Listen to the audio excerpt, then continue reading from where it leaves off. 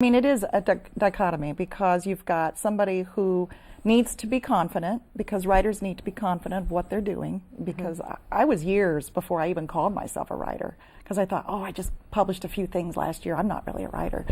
But I know now you need to feel more confident about yourself. But I didn't have anybody to back me up either. So that's why we're doing this. On the other hand, I've learned none of my words are golden.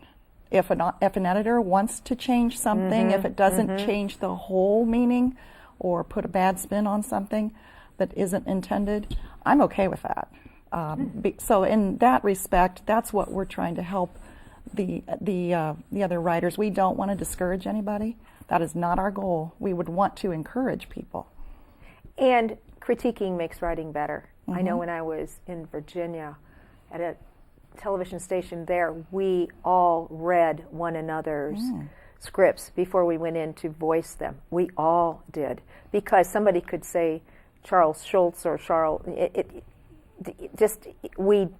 Many times our mind goes away or we make mistakes and we don't know it until all of a sudden it's aired. Then when I came to Fort Wayne, worked in the newsroom there, I asked the executive director to read my scripts all the time, and they always turned out better. And sometimes we would talk about a phrase or so. And Rebecca Karcher, who works for the city, was the person that I went to. She's a phenomenal writer and speaker. And I think of her and I smile, because she always made my scripts better. But I think that is because I valued writing well and didn't care about myself as much.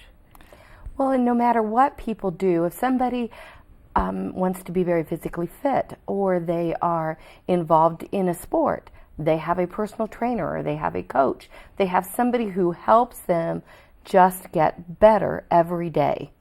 And sometimes when everybody likes to think of themselves as a writer, but then they write and it's like, oh, this is my words, this is my baby.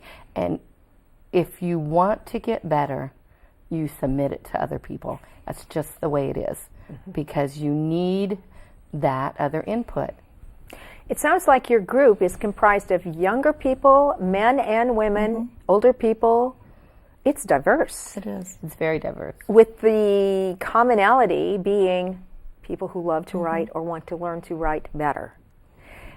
Now, you were saying, Rhonda, that a lot of times your focus is content, or maybe moving paragraphs around and starting with something else. I'm going to go into grammar because I love that stuff. What kind of grammar errors are you seeing that you're helping people overcome, especially people who haven't been writing for years and have joined the club? Well, one thing that comes up is it's not so much grammar as finding a better word, a more active word. People bring something in a lot of times and they are telling their story rather than showing it, rather than bringing in action. It's all kind of written passively. And it's great as far as what the storyline is, but it doesn't grip you if you don't write with action and with words that have power behind them.